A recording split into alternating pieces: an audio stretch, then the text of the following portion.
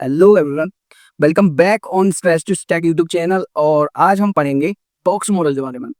Box model का नाम सुनते ही लोगों को पता नहीं क्या एक फोबिया सा जनरेट हो जाता है, क्योंकि बॉक्स मॉडल के बाद हम फ्लेक्स बॉक्स पढ़ने वाले हैं। लुक, बॉक्स मॉडल बहुत ही इजी कंसेप्ट है, बस उसको अगर हम एक सिमेट्रिक वे में समझाएं तो वो बहुत ही मैं समझता हूँ सबसे इजी टॉपिक है सीएसएस का, मुझे ऐसा लगता है। ठीक है, तो हम ज़्यादा बातें नहीं करेंगे, हम सी बॉक्स मॉडल पर ही चलते हैं। बॉक्स मॉडल को समझते हैं, बॉक्स मॉडल है क्या। मैं पहले आपको ये फील देता हूँ। आप मैं आपको पहले कुछ वेबसाइट पे जाके दिखाता हूँ। मैं गूगल की वेबसाइट गई हूँ। आपको ये बॉक्स दिख रहा है जिसमें कलर से स्क्विगल हो रहे हैं बार बार, कि भैया एक 984 नाम का कुछ है, पैडिंग नाम का कुछ है, बॉर्डर नाम का कुछ है, मार्जिन नाम का कुछ है, पोजीशन नाम का कुछ है। कुछ तो ऐसा दिख रहा है डब्बे जैसा, कुछ तो है। अभी वो सब बाद में समझ में आएगा। कुछ दिख रहा है आपको, एक्चुअली में यही है आपका बॉक्स। और एक बॉक्स के ऊपर दूसरा बॉक्स, इसी को जो स्ट्रेटेजाइज भी में कहते हैं हम, उसको बॉक्स मॉडल कहते हैं। कि इसी पे फंक्शनिंग करना है, इसको समझना ही बॉक्स मॉडल को समझना है। तो आपको ये तो समझ में आ गया कि हम किस चीज को बॉक्स मॉडल कह रहे हैं। ये आपके पूरे पेज का एक मॉडल है जो कि डिब्बों के अंदर है। ये एक डिब्बा है, उसके ऊपर डिब्बा है, एक उसके ऊपर डिब्बा है। आपके पूरे वेब पेज को हमने एक बॉक्सेस में कन्वर्ट कर दिया, और हम उस बॉक्सेस के अंदर के रेफरेंस में ही आपके पूरे वेब पेज को समझ रहे हैं। यही है आपका बॉक्स मॉडल। ओके, ठीक है भैया। अब ये बॉक्सेस बन कैसे रहे।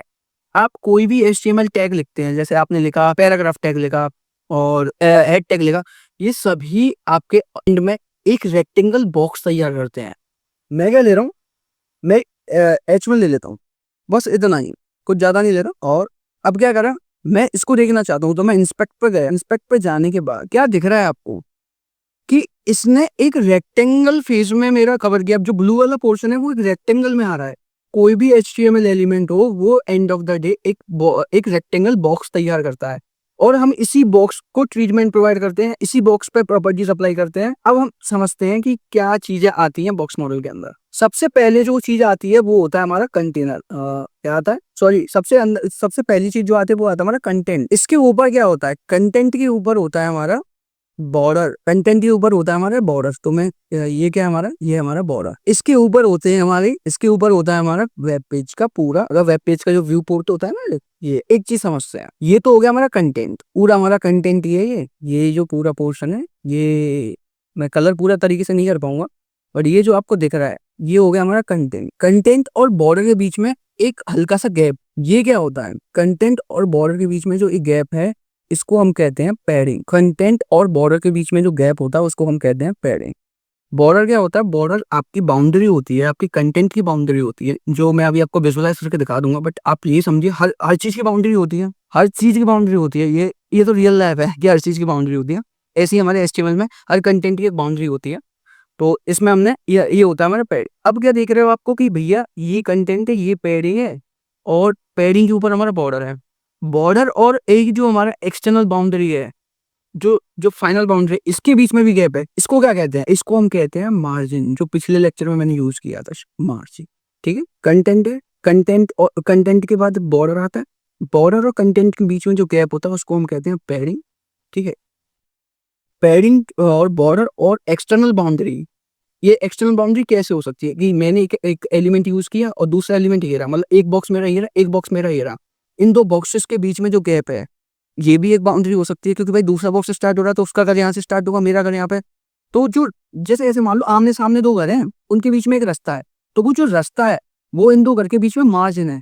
ठीक है, ये सारे टर्म्स आपको क्लियर हो गए होंगे। अब प्रैक्टिकल इंप्लीमेंटेशन देखते हैं, VS कोड पे आते हैं, और मैं थोड़ा प्रिपेयर कर लेता हूँ। एक्चुअली में मैं क्या प्रिपेयर करने वाला हूँ, मैं दो डिप तैयार करूँ, मतलब दो बॉक्स तैयार करने वाला हूँ, जो, और उन्हीं दो बॉक्सेस के रेफरेंस में आपको सारी चीजें समझाऊंगा।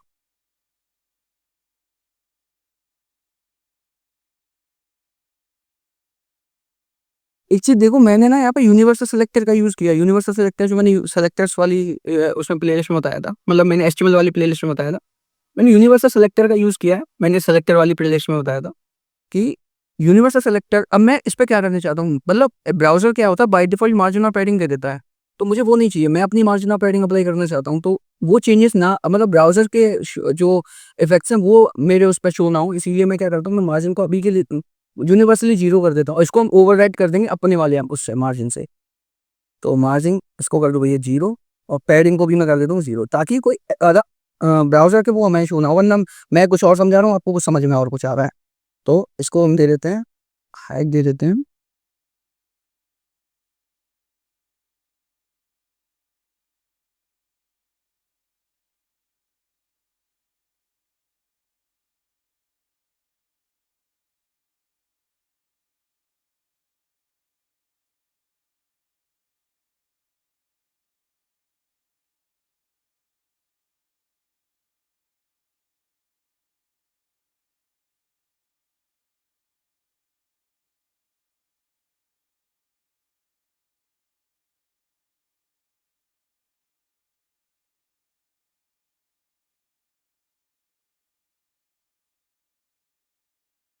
तो अब क्लियर है, अब चीज़ें सही से दिख रही हैं, ठीक है। तो एक्चुअली मैंने सिर्फ 2 बॉक्सेस क्रिएट किए हैं, ठीक है, बॉक्स 1 और बॉक्स 2। अब क्या करते हैं, हम पहले इंस्पेक्ट पे जाते हैं और देखते हैं बॉक्स 1 और बॉक्स 2 का सीन क्या है, कैसे दिख रहे हैं ये, ठीक है। तो मैं गया, उसको देखते हैं, ठीक है। सेम वही है जो मैंने फ़ॉन्ट वगैरह दे रखे हैं, ले ठीक है, ऐसा है। और मेरी बॉक्स में देखो आप, कहीं मत देखो आप, बॉक्स में देखो, मैंने जो इसको हाइट एंड विड्थ दी हुई है, वो मेरे को दिख रही है 300 इंटू 300, बाकी सब 0 है। क्यों? क्योंकि मैंने बाई डिफ़ॉल्ट जो थी, जो ब्राउज़र देता था, वो सब 0 कर रखा है, मार्जिन पैडिंग 0 कर रखी है, ठीक। तो जो हमारा ये ब्लू वाला पोर्शन है, ये क्या है, मेरा कंटेंट है, ठीक है। ये क्या है, मेरा कंटेंट है, ठीक है। अब मैं क्या करता हूँ, मैं इस पे बॉर्डर अप्लाई करता हूँ। और बॉर्डर अप्लाई करने के लिए हम क्या यूज़ करते हैं, बॉर्डर अप्लाई करने के लिए हम क्या यूज़ करते हैं, बॉर्डर प्रॉपर्टी का यूज़ करते हैं। तो मैं लिखूंगा बॉर्डर, उसके बाद मैं लिखता हूँ बॉर्डर का साइज़, मुझे कितनी साइज़ का बॉर्डर चाहिए, मुझे 2 पिक्सल का बॉर्डर चाहिए, मुझे 3 पिक्सल का बॉर्डर चाहिए। मैं आपको शॉर्ट एंड नोटेशन बता रहा हूँ, बाकी ये सब लॉन्ग फॉर्मेट में, इसमें लॉन्ग फॉर्मेट में भी होते हैं कि मुझे बॉर्डर का साइज़ देना है, या बॉर्डर का कलर देना है, या बॉर्डर का स्टाइल देना है। जैसे मैं अगर बॉर्डर का स्टाइल देना चाहूँ, तो बॉर्डर का स्टाइल प्रेजेंट है ये रहा। या बॉर्डर मुझे टॉप से देना है, बॉर्डर वेस्ट से देना है, लेफ्ट से देना है, बॉर्डर का कलर, ये सब मैं अलग-अलग तरीके से भी दे सकता हूँ, बट हम usually short hand notation use करते हैं, तो मैं आपको भी शॉर्ट हैंड नोटेशन ही सिखाऊँगा। शॉर्ट हैंड नोटेशन में हम यूज़ क्या करते हैं, हम क्या करेंगे, हम बॉर्डर लिखेंगे और उससे उसके सबसे पहले देंगे हम उसका बॉर्डर का साइज़। साइज़ मेरा होगा 2 पिक्सल, ठीक है। उसके बाद हम देंगे बॉर्डर का स्टाइल, कि बॉर्डर मुझे डैश्ड चाहिए, डैश्ड मतलब ऐसे-ऐसे वाला बॉर्डर चाहिए, या मुझे बॉर्डर सॉलिड चाहिए, जैसे नॉर्मल बॉर्डर होता है। मैं आपको दिखा देता हूँ पहले सॉलिड। और कलर, इसके बाद हम कलर डिफाइन करते हैं। कलर में हम यूज़ कर रहे हैं, मान लो ब्लैक यूज़ कर लेते हैं उनके लिए। को मैंने सेव किया और मैं गया अपने, तो मुझे क्या दिख रहा है, मुझे, मैं इसको क्लोज़ कर देता हूँ पहले। मुझे एक ब्लैक कलर की बाउंड्री आती हुई दिख रही है मेरे बॉक्स पे, यही है आपका बॉर्डर। तो अंदर जो पोर्शन है वो है मेरा अंदर वाला जो पोर्शन है वो है मेरा कंटेंट। इसके बाद मैंने बताया था उसके ऊपर ये होता है मेरा बॉर्डर, उसके बाहर होती है मेरी मार्जिन। कंटेंट और बॉर्डर के बीच में होता है मेरा पैडिंग, उसको भी क्लियर करेंगे अभी। तो मैं दोनों पे बॉर्डर अप्लाई कर देता हूँ, ठीक है। मैंने दोनों पे बॉर्डर अप्लाई कर दिया, ओके। अब क्या समझते हैं, सबसे पहले समझते हैं, बॉर्डर आपको समझ में आ गया कि अगर मैं जैसे मैं बॉर्डर का स्टाइल चेंज कर दूं, एक से इस जगह पे डैश लिख दूं, तो एक डैश नाम का डैश टाइप का अगर इस जगह पे मैं डैश कर दूं, तो डैश टाइप का बॉर्डर मिल जाएगा। उसको सेव कर लेते हैं, देन डैश वाला बॉर्डर मिल गया, चलो ये अच्छा लग रहा है तो ये कर लेते हैं। अब समझते हैं, पहले मैंने बॉर्डर आपको समझा दिया, अब समझते हैं सबसे पहले पैडिंग क्या होती है। मैं क्या करता हूँ, मैं बॉक्स 1 पे आता हूँ और इसमें मैं पैडिंग दे देता हूँ। पहले ओरिजिनल देख लो, मेरा बॉक्स जो है, वो बॉक्स 1 जो लिखा हुआ है वो कॉर्नर में आ रहा है दोनों में। तो मैं क्या करता हूँ, मैं पैडिंग अप्लाई करता हूँ और पैडिंग में लिख देता हूँ 10 पिक्सल। इसको सेव करता हूँ, लुक, इसने 10, ये सिर्फ मतलब थोड़ा सा शिफ्ट हुआ है अपनी पोजीशन से। पहले जो यहाँ पोजीशन पे था वो वहां से चेंज हुआ है। जैसे मैं इसको बढ़ा देता हूँ, 20 कर देता हूँ, तो ये और चेंज हो गया। और उसी के साथ साथ मेरे कंटेंट का, मेरे बॉक्स का साइज भी बढ़, ओके, ये भी हो रहा है। क्यों? क्योंकि मैं उसको पैडिंग दे रहा हूँ, मतलब मेरा जो वो है, जो मेरा वो है, वो बढ़ता जा रहा है, कंटेंट का साइज बढ़ता जा रहा है। क्यों? पैडिंग, पैडिंग क्या बताया था मैंने, बॉर्डर और मेरे कंटेंट, उसके बीच में जो एरिया होता है वो मेरी पैडिंग होती है। अगर मैं उसमें एक्स्ट्रा ऐड करूंगा, पैडिंग ऐड कर दिया, तो मेरा साइज बढ़ गया, क्योंकि मेरा बॉर्डर बढ़ता जा रहा है। इसी को मैं आपको इंस्पेक्ट पे जाके दिखा देता हूँ, क्या दिख रहा है। मेरा जो कंटेंट था, देखो, 300 क्रॉस 300 दिख रहा है। उसके बाद जो चारों तरफ मुझे 20 पिक्सल का कुछ एक्स्ट्रा स्पेस दिख रहा है मेरे बॉर्डर से। मेरा जो बॉर्डर है उसके और कंटेंट के बीच में 20 पिक्सल का कुछ एड ऑन हो गया है। यही होता है मेरा पैडिंग। बॉर्डर और उसके बीच में जो हम स्पेस प्रोवाइड कराते हैं, वो ही मेरा पैडिंग होता है। अब समझते हैं मार्जिन क्या होता है। मार्जिन क्या होता है, मेरे बॉर्डर और मेरे जो एक्सटर्नल बाउंड्री, मेरी एक्सटर्नल बाउंड्री होगी कौन सी, मेरा ये मेरा बॉक्स 1 है, ये बॉक्स 2 है। तो ये जो बॉर्डर के बाहर जो मेरी एक्सटर्नल बाउंड्री है, वो मेरा बॉक्स 2 है। अगर मेरा बॉक्स 2 नहीं होता, तो मेरी एक्सटर्नल बाउंड्री होती मेरी बॉडी, मेरा व्यू पोर्ट, ठीक है। तो मैं क्या करता हूँ, मैं मैं बॉक्स 2 पे मार्जिन प्रोवाइड करता हूँ। मैं लिखता हूँ मार्जिन, और उसको दे देते हैं मार्जिन 20 पिक्सल। इसको सेव कर लेते हैं, क्या चेंज होता है देखना। बॉक्स 1 और बॉक्स 2 के बीच में एक गैप आ गया, बट ये गैप सिर्फ एक डायरेक्शन से नहीं आ रहा है, इधर से भी इसने 20 पिक्सल ले लिया, इधर से भी 20 पिक्सल ले लिया, इधर से भी 20 पिक्सल लिए, इधर से भी 20 पिक्सल लिया, बट वो उधर से, क्योंकि जो ये वाला पोर्शन है ये थोड़ा बड़ा है तो उसमें दिख नहीं रहा है। बट आप ये देखो 20 pixel, 20 pixel, 20 pixel and 20 pixel.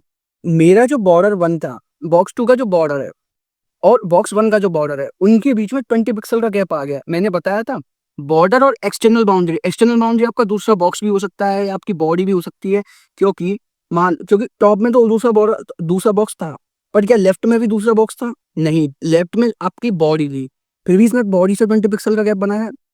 क्यों? क्योंकि इसको सिर्फ एक्सटर्नल बाउंड्री ढूंढनी है, एक्सटर्नल बाउंड्री से गैप बनाना है। यही होती है आपकी मार्जिन। अब क्या है, मैं चीज़ों को अब आपको पैडिंग समझ में आ गई, आपको मार्जिन समझ में आ गई। अब हम इनको समझते हैं कि इनको स्केलिंग मतलब मार्जिन और पैडिंग अप्लाई कैसे करते हैं। जैसे कि जैसे अगर मैं ऐसे दे देता हूँ पैडिंग, तो ये क्या करता है, ये चारों डायरेक्शन में अप्लाई हो जाता है, जो कि मैंने आपको यहाँ पे दिखाया भी था। अभी आपको पैडिंग दिखा चुका हूँ, तो मार्जिन दिखा देता हूँ, मार्जिन कैसे अप्लाई होता है। क्या दिख रहा है आपको? बॉर्डर मेरा 300 क्रॉस 300 दिख रहा है। पैडिंग मैंने इसमें नहीं दी, बॉक्स 2 में मैंने कोई पैडिंग नहीं दी, बट मैंने मार्जिन दी है, तो 20-20-20-20 चारों तरफ लग गया है। ठीक है, ओके। अब मैं क्या समझाने की कोशिश कर रहा हूँ कि जब ऐसे देते हैं, हम सिंगल यूनिट प्रोवाइड कराते हैं, तो वो चारों डायरेक्शन में लग जाता है। अब भैया मुझे लेफ्ट में लगानी हो, मुझे राइट में नहीं लगानी हो, फिर तो हम क्या करेंगे, हम प्रोवाइड कराएंगे स्पेसिफिक नेम से। तो मार्जिन भैया लेफ्ट से दे दो, जैसे इसमें मार्जिन भैया लेफ्ट से दे दो और कहीं से मत दो। ठीक है, मैंने मार्जिन लेफ्ट देखा, इसको सेव। तो देखो टॉप से इनके बॉर्डर क्लैशेस कर रहे हैं, बॉर्डर ये ऊपर से दूसरा है, टच कर रहे हैं, बट इसने लेफ्ट से मार्जिन ले रखी है, लेफ्ट से गैप बना रखा है। ठीक है, अगर भैया मुझे, अगर मैं इसमें दो डिजिट प्रोवाइड करा दूं, तो जैसे मैं मार्जिन लिखूं और मैं सिंगल डिजिट ना प्रोवाइड करा के मैं दो डिजिट प्रोवाइड करा दूं, मैं 30 पिक्सल लिख दूं इधर। जो मैं मार्जिन के लिए स्टाइलिंग बता रहा हूँ, जैसे बता रहा हूँ, वैसे ही सेम पैडिंग के लिए कोई डिफरेंस नहीं है दोनों में, बस उनका जो मैंने डिफरेंस था, जो एक्चुअल डिफरेंस था, वो मैं आपको समझा दिया है। तो मैं अगर दो प्रॉपर्टी प्रोवाइड कराता हूँ, तो ये क्या करेगा, पहली प्रॉपर्टी होगी टॉप और बॉटम की, मतलब टॉप में 20 ले लो, बॉटम में 20 ले लो। और सेकंड जो आप डिजिट प्रोवाइड कराएंगे वो होगी लेफ्ट और राइट की, कि लेफ्ट में 30 ले लो, राइट में 30 ले लो। मैं प्रैक्टिकल इंप्लीमेंटेशन भी दिखा दे रहा हूँ कि मैंने प्रॉपर्टी प्रोवाइड कराई। अब इंस्पेक्ट पे गया और मैं बॉक्स 2 पे देखता हूँ, देखो कि टॉप और बॉटम में तो 20-20 लेनी, और लेफ्ट और राइट में क्या लिया, 30 लिया इसने, 30-30। ओके, क्लियर हो गया। अगर हम दो डिजिट प्रोवाइड कराते हैं, तो पहली तो हमारी टॉप और बॉटम को क्लियर करती है, और दूसरी हमारी लेफ्ट और राइट को। अगर 3 प्रोवाइड करा दी तो भैया, तो वो पहला पहला जो मैं बता रहा था वो टॉप और बॉटम को कवर करेगी, दूसरी जो है वो लेफ्ट को, तीसरी जो है वो राइट को कवर करेगी। इसको सेव करता हूँ, दिखाता हूँ मैं आपको। कहाँ है मेरा, look, my bad, my bad. पहली जो है वो टॉप को कवर कर रही है, दूसरी जो है वो लेफ्ट और राइट को कवर कर रही है, और तीसरी जो है वो बॉटम को कवर कर रही है। ओके, अब अगर हम 4 दे दें तो वो लेफ्ट राइट, मतलब अगर हम 4 दे दें तो 4 देंगे तो वो क्लॉकवाइज डायरेक्शन की तरह से देखो। क्लॉकवाइज जैसे सबसे पहले टॉप आएगा, फिर राइट आएगा, फिर बॉटम आएगा, फिर लेफ्ट आएगा। मैं दे के दिखा देता हूँ, देखो क्लॉकवाइज मूवमेंट हुआ है। मैं पहला पहला 20 ले रहा है, दूसरा 30, तीसरा 40, चौथा 50। क्लॉकवाइज मूवमेंट में हम पैडिंग और मार्जिन प्रोवाइड कराते हैं। जो मैंने मार्जिन के लिए बताई है वही सेम पैडिंग के पे अप्लाई होंगी, तो आप ऐसे ही अप्लाई कर सकते हैं। ठीक है, ये हो गया आपको मार्जिन प्रोवाइड कराने का कि और मार्जिन अगर लेफ्ट से देनी हो तो मैं बता चुका हूँ ऐसे, और राइट से देनी हो तो ऐसे। ठीक है, ओके। एक और प्रॉपर्टी बचती है जो मुझे बतानी थी, बॉर्डर रेडियस। आपने देखा, आपने जैसे अभी जो मेरा बॉर्डर दिख रहा है वो मेरा कुछ ऐसा स्क्वायर ब्रैकेट्स में दिख रहा है, बट मैं क्या चाहता हूँ कि जो इसके कॉर्नर है या इसकी एजेस हैं वो थोड़ी सर्कुलर फॉर्म में हो जाए, मतलब मेरा बॉर्डर सब पैना सा ना दिखे, कि कॉर्नर एजेस जो है वो उसके थोड़े से मोल्ड से हो जाए। उसके लिए हम यूज करते हैं बॉर्डर रेडियस। बॉर्डर रेडियस, अगर मैं इसको 20 पिक्सल दे देता हूँ, हल्के से मोल्ड हुए मेरे, हल्के से ऐसे, पहले पहने से पहले थोड़े ऐसे एजेस थोड़े अजीब से थे, अब क्या हुआ, थोड़े से बेंड हो गए, सर्कुलर फॉर्म में आ गए धीरे धीरे। अगर मैं इसी को 50% कर देता हूँ, मान लो 50% कर देता हूँ, सो सेव, बिल्कुल सर्कुलर, आधा बिल्कुल सर्कल बन चुका है, बिल्कुल सर्कल बन चुका है मेरा बॉक्स। तो बॉर्डर रेडियस क्या करता है, आपका जो बॉक्स है उसको एकदम सर्कुलर फेज में कन्वर्ट करने की कोशिश करता है उसके एजेस के थ्रू, एजेस से बॉडी को धीरे धीरे फोल्ड करेगा। तो इसीलिए हम बॉर्डर रेडियस का यूज करते हैं। अगर मैं इसको 100% कर देता हूँ तो मुझे क्या दिखता है, ये बन गया आपका कंप्लीट सर्कल बन चुका है। आपके कंटेनर को सर्कुलर फॉर्म में कन्वर्ट करने के लिए हम यूज करते हैं बॉर्डर रेडियस का। पर जनरली मैं जो अपनी उसमें यूज़ करता हूँ, तो मैं इसी के लिए यूज़ करता हूँ, एजेस को संभालने के लिए यूज़ करता हूँ। तो मैं एजेस के लिए कोई 20 पिक्सल का बॉर्डर रेडियस दे देता हूँ, जिससे उसके एजेस थोड़े ऐसे हो जाते हैं, शेप उनकी थोड़ी ऐसी हो जाती है। ओके, सो मैंने बॉर्डर की जो इंपॉर्टेंट प्रॉपर्टीज थी वो भी इस लेक्चर में समझा दी। बॉक्स मॉडल आपको बहुत ही क्लियरली मैंने डायग्राम से समझा दिया, रियल एग्जाम्पल से समझा दिया और खुद भी प्रैक्टिकल इम्प्लीमेंटेशन से समझा दिया।